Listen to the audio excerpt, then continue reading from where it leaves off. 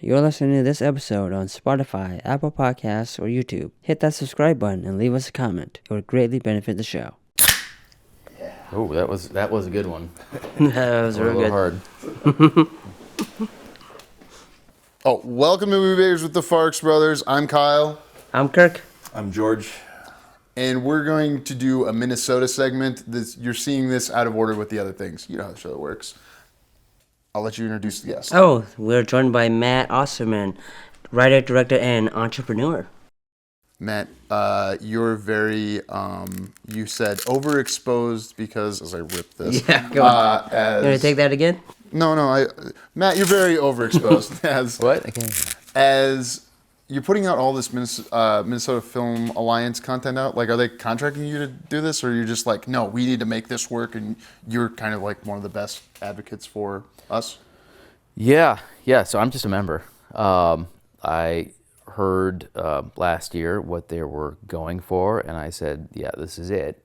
You know, I've been involved over the years and been pushing for certain things, and it just never quite hit where we wanted to. So when I heard what they're trying to do, I'm like, all right, you have my sword. Like, I'm all in. What are they trying to do in case someone's coming to this? Yeah, so, you know, it's incentives around film production. So every state has a different kind of incentive package. Some don't, but most do. And we, in the 90s, we had a really great incentives package called the Snowbait. And that's when we had big Hollywood productions come through, and it was kind of the golden age of movie making here. And then Canada stole our thunder. And then, you know, it's been a war between the states ever since. Then Europe is winning, and it's a whole thing. So we had some incentives passed, you know, a few years back that were hard fought, but the moment they were passed, they were already outdated and just not competitive, and those funds have gone unspent. And with the new incentive package, it's going to put us, you know, probably within the top 5 states in the country in terms of competitive packages. So when I learned, like, hey, this is what we're going for and it has a shot, I dropped everything and I'm like, I'm just going to help. So that's what I've been doing. Could you describe? Oh, you go first. Well, yeah, I was curious because I haven't been following it too much. The new incentive package is something that's not active yet, right? I assume, but it's something that's being proposed. It's being proposed, and and if it were to go through, you're saying it would make us very competitive. Yeah. So right now, the state has a 25% tax rebate. Okay. Or tax credit, I should say. There's a difference between credit and a rebate. Yeah. At $1 million minimum. So you have to spend $1 million, and then you can get a 25% credit, which, you know, you have to sell, and it's really not 25%. Whereas, like, you know, Canada is like 30 to 35. Europe is 45, 50, sometimes 60. So who's going to come to Minnesota? We don't have a compelling reason to come here. We have a great crew, we have great actors, we have great locations, but just not enough. So we don't have the infrastructure to host a large production, let alone 2 or 3. So with these new proposed policy changes, and they're just policy changes only, there's no like, hey, we need more money. It's a 40% base credit with the ability to bump it up to 45% if you know, there's just a couple little things that hoops you'd have to jump through to get to 45%. Very easy. And then lowering it to $400,000 for out-of-state productions, or $150,000 if it's like a Minnesota written script. Oh. Wow. Yeah. That's awesome. Yeah. And commercials too can utilize that as well.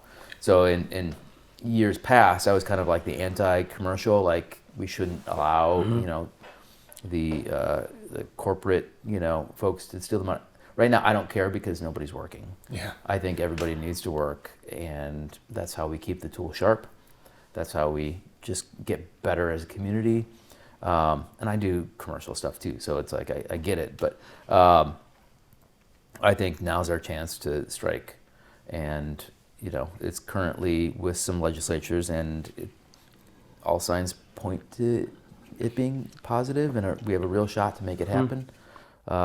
So they're obviously in session right now. I don't know when this will be released, but hopefully we'll have good news in a couple of months. Yeah, this will be released. We don't know when, but I mean, I give you a headline. Maybe May almost. Yeah. yeah. Yeah, we may know by May. Yeah. Oh yeah, it was That'd be awesome. mid-May was when Yeah. we may know by, because I'm also in the MFA. Yep. I came right from surgery to the last meeting. Well, good job. That's why my arm was in a sling. Right. And if I took it out, it would go. And then I came and did this show afterwards, and I held it up on that. Okay. That's why that crutch is there. All right. Makes sense. Explain it to the people. Yeah. They know. They're following the show Yeah. regularly. I hope so. Punching Nazis. No, I fell Yeah. off my skateboard. I've talked I about mean, it. come on. Yeah. Yes, Punching and- Nazis is a way yeah. cooler If story. you're on your skateboard, you punch a Nazi and then fall off. The only way I know they're Nazi is if they propose the genocide and actually have the ability All right. to conduct the genocide. What do you want people to do? Let's say this came out at the end of April. What could people be doing in general to help this program? Like the average person, who's listening to this in Minnesota. Yeah, I mean, I would say like join the MFA because even if this passes, there's going to be more battles that need to be fought. It's going to be every couple of years, and then right now the funds there do sunset in 2030, so we need to get that extended. And the MFA is just like kind of the trade organization for filmmakers in Minnesota. So there's going to be other battles we have to fight, like I said. And then at the very least, if you don't join, like follow on social, sign up for the newsletter, because there will become a time when we have to get activated and go to the Capitol. Sometimes you don't find out till the night before, right? Wow. At 10 o'clock at night, they're like, okay, we had an 8 a.m. Hearing. Yeah. It's not because people are bad at communicating. It's just because that's when you find out. Right. Yeah. So we want to, show up for that sort of stuff too. And then, typically they say don't reach out to your legislator unless they're on a specific committee, right? Because if you bother somebody that has no say in the matter, it's not really going to do anything, and you just might annoy them. You know. So yeah, I think just put good vibes out there. That's so fun. How does I know, but how does one join the MFA? Yeah, just go to mnfilmalliance.org, and there's an easy way to sign up. It's $85 a year if you're a regular human, $35 if you're a student. And that money goes towards lobbying efforts, correct? Predominantly, yep. And there's some small overhead things, but yeah, that's the big push right now. We're still in the Minnesota segment. Why do you think they push something through? Like, you were around, I was around then, and I was talking to some of the people that were taking the pictures right after, this got passed. Yep. Why do you think it got pushed through the way it did instead of more competitively from the start? Yeah, I think, it would have been a competitive thing 10 years ago, right? So I think we're just maybe working off of bad data, or it was the only thing we could get past. I wasn't in the room for those negotiations. And we have other organizations in town too that have differing opinions. Oh, like unions and that sort of thing? That could be one of them, yep. Yeah. So, we'll just use unions as an example. I'm not going to rag on unions at all. Sure, yeah. But, unions are there to protect the worker, right? And low budget indies typically aren't where union members get paid and, can get enough days to, qualify for health and all of those things. So it's not a priority for those folks, like understandably. But my point of view is that we need to develop, our bench strength. And I'm not even talking about like telling good stories, right? Just as a community, we need projects of all varieties and different budget levels, because not everything is going to be a $5 million, movie. Some things need to be $200,000 movie because that's the only way they're going to have a shot to make their money back.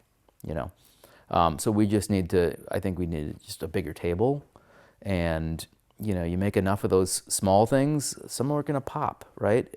Like I made a small thing and it popped, and I got lucky, and it kept pushing me up. I used the rebate back in the day, right? There's a $25,000 movie. Oh, you were able to use the rebate at that? What was the rebate then? This is 2008 when you shot, or 2007 when you had to apply? 2000, one of those years, Sure. yeah. But we shot it in 2008, so in fall. So we probably applied in 2008. But I think we got like $3,000 back, which for a $25,000 movie, that was a lot. Yeah.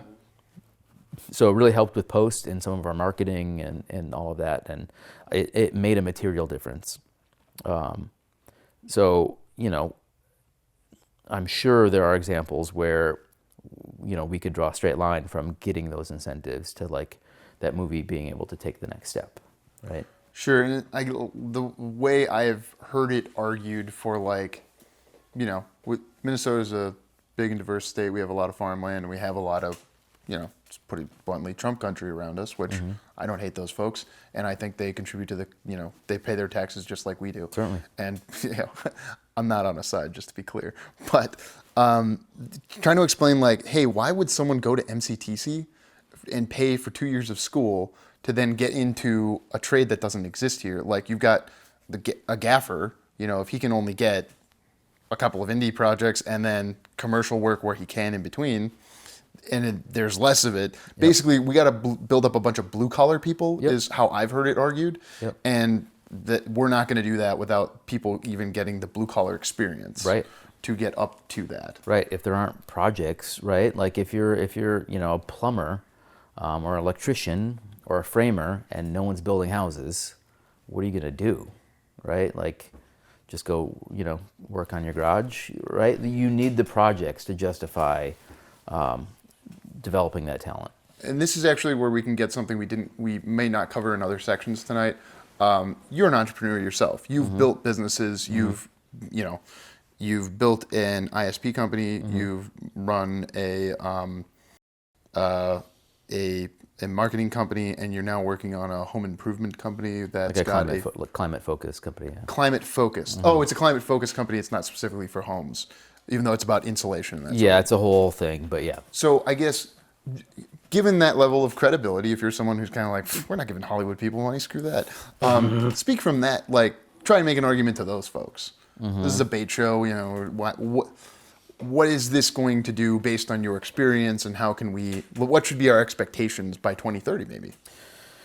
Yeah, a lot of ways to attack that. So in like local or regional economics, there's a thing called the velocity of a dollar, right? When a dollar comes from the outside and gets spent locally, that dollar typically doesn't just like get put in a drawer, right? And, gets devalued, over years. It gets spent, right? And usually you'll go spend it somewhere, hopefully locally, right? You go to the coffee shop, right? And that worker there gets a wage and they go spend their money somewhere else locally, right? So that dollar keeps getting recycled over and over and over again. And I think Illinois just came out with a study that in terms of production, every dollar that is spent in state, it turns it into like $6. So anytime you can attract that outside funding, it's a boon to the economy. You're not just bringing in $10 million from LA, you're bringing in maybe $60 million. And that just has that effect that is accretive, right? And then in terms of jobs, right, I don't think I have to argue that a whole lot. If you're bringing in projects, you're employing people, right? And we've kind of been living in this Schrodinger's industry for a while where it's like, hey, we're busy. Oh, now we're dead. And a lot of those folks have to go do something else. And they might come back when we have another project, or we lost them forever. So it's this, ping pong game, trying to develop and keep talent. And in that giant sucking sound we've been hearing for the last 20 years of all of our talent going out to the coasts, right? Like you go to a film set in New York or LA, you're going to run into upper Midwest folks, and usually they're the hardest working folks there. We have a reputation for being some of the smartest, hardworking people anywhere. And that's a fact. You can go talk to almost anybody on any set and elsewhere, and you'll know who are the upper Midwestern folks. We want to keep those people here, right?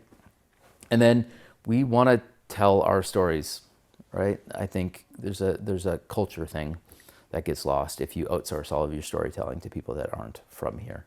So I think we need to kind of steal that back and tell stories how we want. Not saying that we have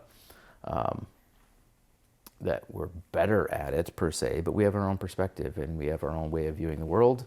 And I think that's true for every region, right? Everybody should be able to tell their own stories, and whatever lands. And I think that's how culture is developed.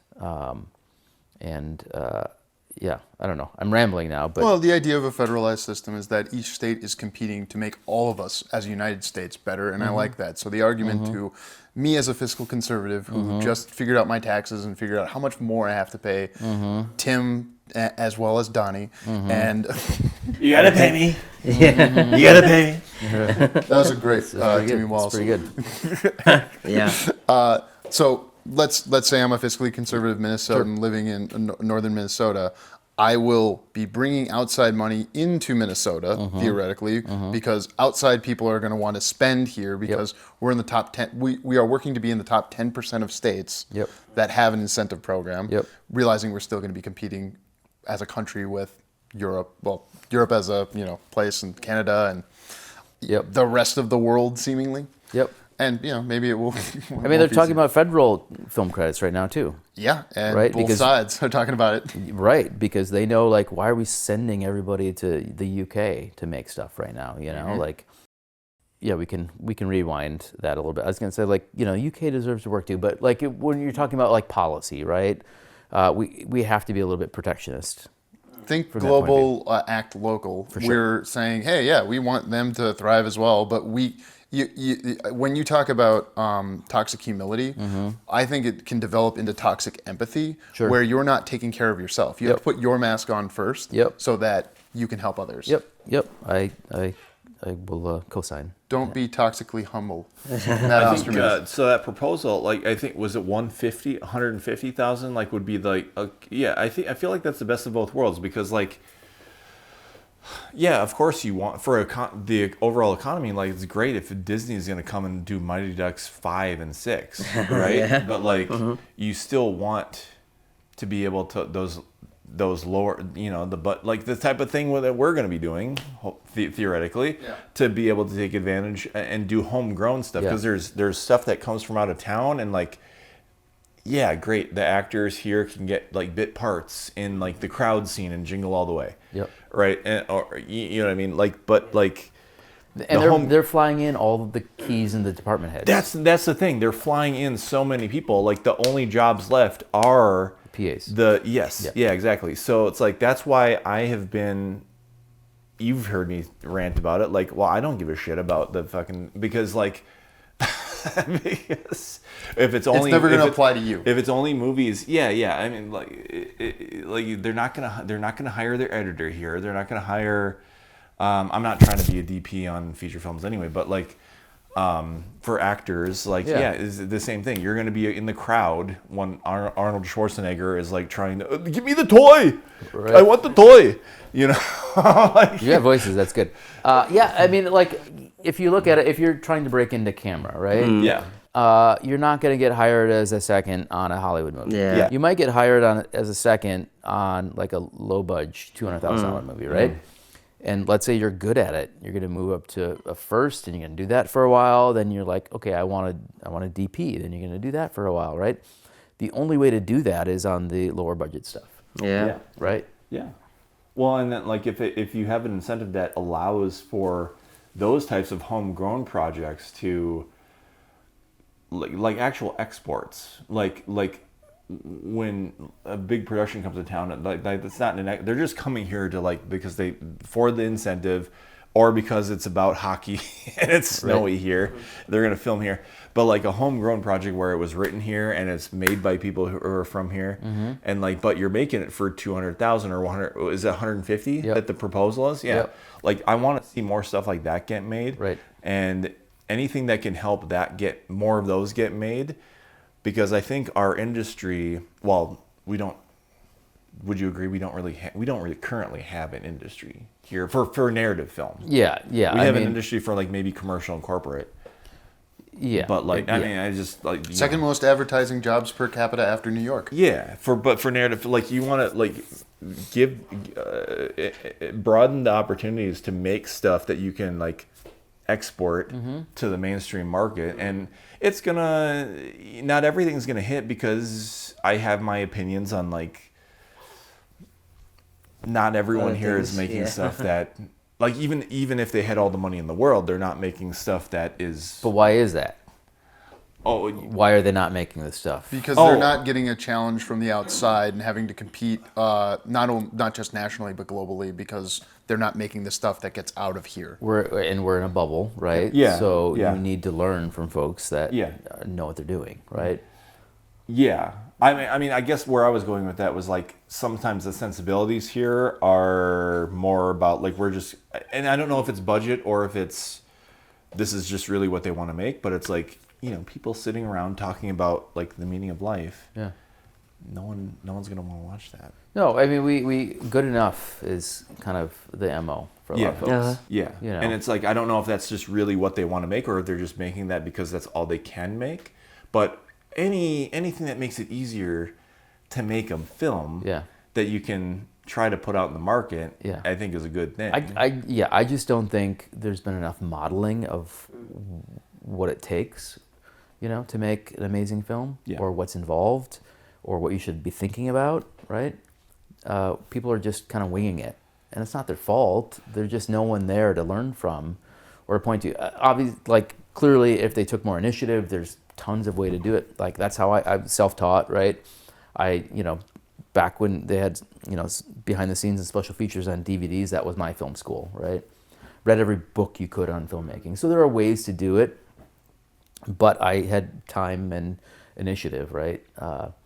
So I think if we can start modeling to folks, like you can do it that way, or you can learn from people that are doing it directly. I think we need to show people a little bit more that it's possible, and there's just being in proximity to people doing it, right? It just rubs off.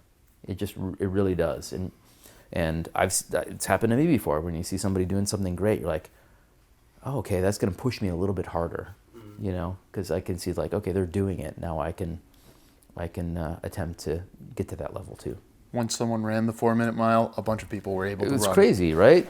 You need to be at a gym where there's people better than you, so you can become better. Do you think that's here, though? Do we have enough? We're working on people? creating that, and we've had a convert within this segment, so I do believe the segment is successful. A convert? You kind of converted in this. What did I convert from? What do you mean? You're now pro the local incentives and see the value based on. You might join the MFA for all. I don't think he was ever against it. I probably will. I was never against it. I was just saying, like, from a point of view of because the limit was like, what was it, like a $5 million million bucks. Million bucks. Million, yeah. There's a difference between like waiting here for productions to come, which is great if you want to be like a grip or whatever. But like, if you are like say a writer, a producer, like the type of thing that we're trying to do, and being all cryptic about it because like I don't want to go into too much detail, but we're trying to make a feature. But like, we're making a feature. We're working toward making a feature, and like those incentives wouldn't help us yet. You know what I mean? Yes. Like in their current state. That's what I'm saying. So I've never been against incentive. I'm all for like, hey, bring more work in. Like even I don't need to be a beneficiary of it. Like I'm not gonna go grip. I'm like I don't want to carry. I'm 41 years old. I'm not gonna carry C-stands around all day. Like I can't. I've watched him do it within the past year, so he says that. I don't even leave. This thing stays in my living room because I don't want to carry it upstairs. You think I want to carry it up around set all day? It's not on camera, is it? No, it's not. Okay. It's a C-stand. What for a good everyone one. who can't see it. It's a C-stand just out of frame that I don't want to very move. nice. Call it out. Yeah. So Well, we'll look forward to the debate next. I think so. I think we have a lively debate. Thank you for listening. For more JK Productions, find us on Instagram at JK Productions Team and on Facebook, JK Productions MN.